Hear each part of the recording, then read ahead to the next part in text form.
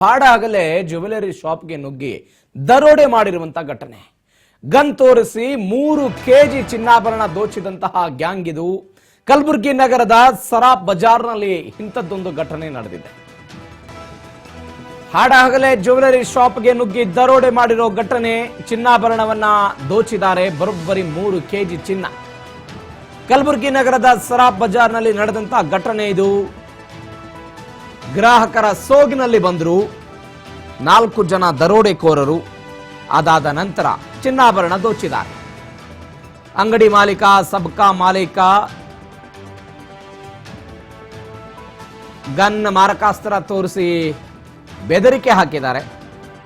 2.5 ಕೆಜಿಗೂ ಅಧಿಕ ಚಿನ್ನಾಭರಣವನ್ನ ದೋಚಿ ಪರಾರಿಯಾಗಿದ್ದಾರೆ. ಬ್ರಹ್ಮಪುರ ಪೊಲೀಸ್ ಠಾಣಾ ವ್ಯಾಪ್ತಿಯಲ್ಲಿ ನಡೆದಂತಹ ಘಟನೆ ಇದು.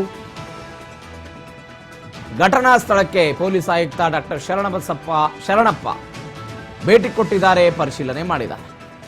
ಗನ್ ತೋರಿಸಿ 3 ಕೆಜಿ.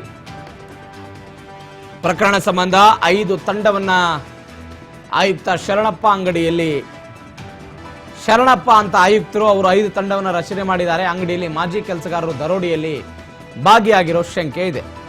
ಸಿಸಿಟಿವಿ ದೃಶ್ಯಾವಳಿಗಳನ್ನು ಗಮನಿಸ್ತಾ ಇದ್ದೀರಿ. ರಾತ್ರೋರಾತ್ರಿ ಆದಂತಹ ಘಟನೆ ಅಲ್ಲ ಇದು. ಹಾಡಹಗಲೇ ಆಗಿರುವಂತಹ ಘಟನೆ.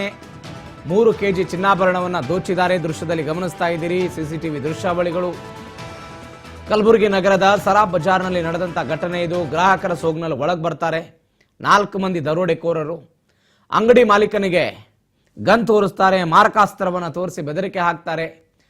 ಆತನ ಕೈಕಾಲನ್ನು ಕಟ್ಟಿ, ಸಬ್ಕಾ ಮಾಲಿಕ್ ಕೈಕಾಲು ಕಟ್ಟಿ ಬಾಯಿಗೆ ಸೆಲ್ಲೋ ಟೇಪ್ ಅನ್ನು ಕೂಡ ಸುತ್ತಿದ್ರಂತೆ.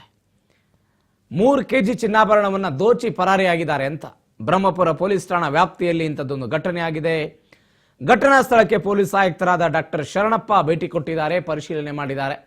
5 ತಂಡವನ್ನ ಇದೀಗಾಗಲೇ ಯಾರು ಮಾಡಿದ್ದಾರೆ, ಆರೋಪಿಗಳೆಲ್ಲಿದ್ದಾರೆ, ಈ ಖದೀಮರು ಎಲ್ಲಿದ್ದಾರೆ, ಈ ದರೋಡೆಕೋರರು ಎಲ್ಲಿದ್ದಾರೆ ಅನ್ನೋದನ್ನ ಪತ್ತೆ ಹಚ್ಚೋದಕ್ಕೆ 5 ತಂಡಗಳನ್ನ ಇದೀಗ ರಚನೆ ಮಾಡಲಾಗಿದೆ. ಈಗ ಬರ್ತಾ ಇರುವಂತ ಶಂಕೆ ಅಂತ ಹೇಳಿದ್ರೆ, ಯಾರು ಈ ಹಿಂದೆ ಈ ಜ್ಯುವೆಲರಿ ಶಾಪ್ನಲ್ಲಿ ಕೆಲಸ ಮಾಡ್ತಾ ಇದ್ರು ಅಂದ್ರೆ ಮಾಜಿ ಉದ್ಯೋಗಿಗಳು, ಅವರೇ ಇದನ್ನೊಂದು ಮಾಡಿದ್ದಾರೆ ಎನ್ನುವಂತ ಅನುಮಾನಗಳು ಬಂದಿದೆ. ಯಾರು ಮಾಡಿದ್ದಾರೆ, ಯಾಕೆ ಮಾಡಿದ್ರು, ಹೇಗಾಯಿತು, ಎಲ್ಲದರ ಬಗ್ಗೆ ತನಿಖೆ ಆಗಬೇಕಾಗಿದೆ.